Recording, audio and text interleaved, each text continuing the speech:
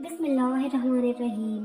سوچو، اگر آج کی رات تمہاری قسمت کا پنا پلٹ دیا جائے، اگر آج کی رات اللہ تبارک و تعالیٰ فرشتوں سے فرما دے کہ اس کے گناہ معاف، اس کی توبہ قبول، اس کی دعا منظور، تو کیا تم اس رات کو یوں ہی سو کر گزار دو گے؟ سلام ہو اس مقدس رات پر جسے لوگ شب برات کہتے ہیں، اور آپ دیکھ رہے ہیں ہمارا چینل جعفری وائس۔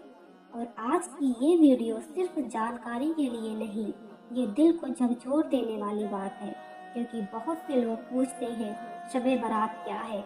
15 شعبان کی رات کو ایسا کیا ہوتا ہے کہ پوری دنیا کے مسلمان اس رات کو جاگتے ہیں، روتے ہیں، دعائیں کرتے ہیں، قبرستان جاتے ہیں اور اللہ سے اپنے مقدر کی بھیک مانگتے ہیں؟ اور سب سے بڑا سوال یہ کہ اس رات کیا کیا لکھا جاتا ہے؟ اور سب سے بڑا سوال یہ کہ اس رات کیا لکھا جاتا ہے؟ شب برات دراصل شعبان کی 15ویں رات ہے۔ برات کا مطلب ہوتا ہے چھٹکارا، آزادی، بخشش، یعنی وہ رات جس میں اللہ پاک اپنے بندوں کو جہنم سے آزادی کا پروانہ عطا کرتا ہے۔ یہ وہی رات ہے جس کے بارے میں بزرگوں نے کہا کہ یہ رات رحمت، مغفرت اور نجات کی رات ہے۔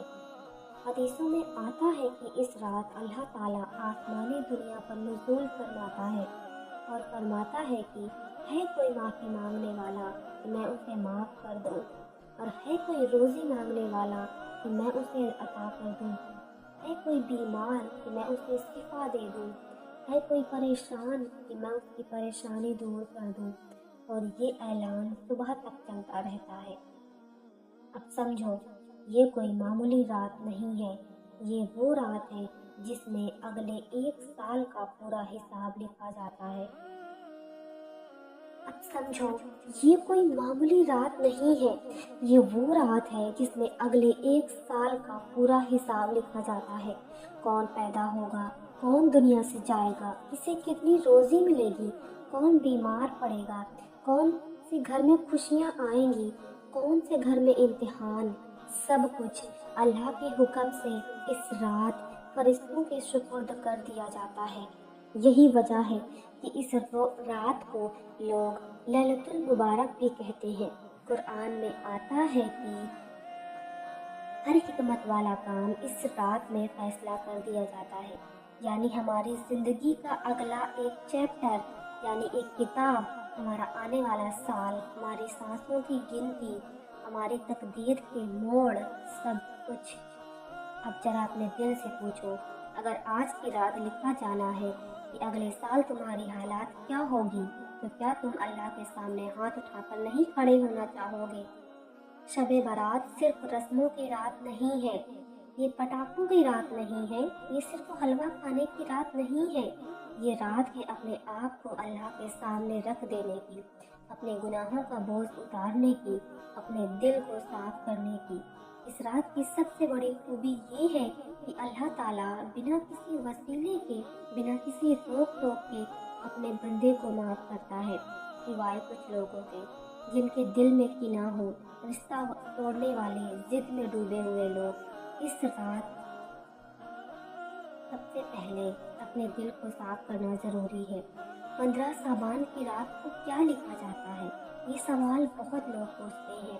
تو سنو، اس رات اعمال نامہ اٹھایا جاتا ہے، فرشتے اللہ کے حکم سے لکھتے ہیں کہ کون زندہ رہے گا، کون موت کے قریب آئے گا، اس کی دعا کب قبول ہوگی، اس کی توبہ کب منظور ہوگی، اس کے لیے آسانیاں، اس کے لیے امتحان۔ لیکن یاد رکھو، تقدیر پتھر کی پر لکیر نہیں ہوتی، دعا تقدیر بدل دیتی ہے، آنسو قلم کی سیاہی بن جاتی ہے، اور سجدہ وہ جگہ ہے جہاں لکھی ہوئی تقدیر بھی بدل سکتی ہے۔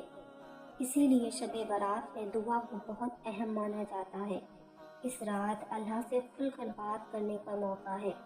کوئی لمبی چوڑی الفاظ ضروری نہیں ہے، بس دل سے نکلی آہ، بس شرمندگی کے آنسو، بس یہ کہنا، اے اللہ، مجھ سے بہت غلطیاں ہو گئی۔ اس رات نبی کریم صلی اللہ علیہ وسلم जन्नतुल बकी तशरीफ ले गए और उम्मत के लिए मग़फ़िरत की दुआ की। यानी वो रात यानी ये रात मुर्दों के लिए भी रहमत की रात है।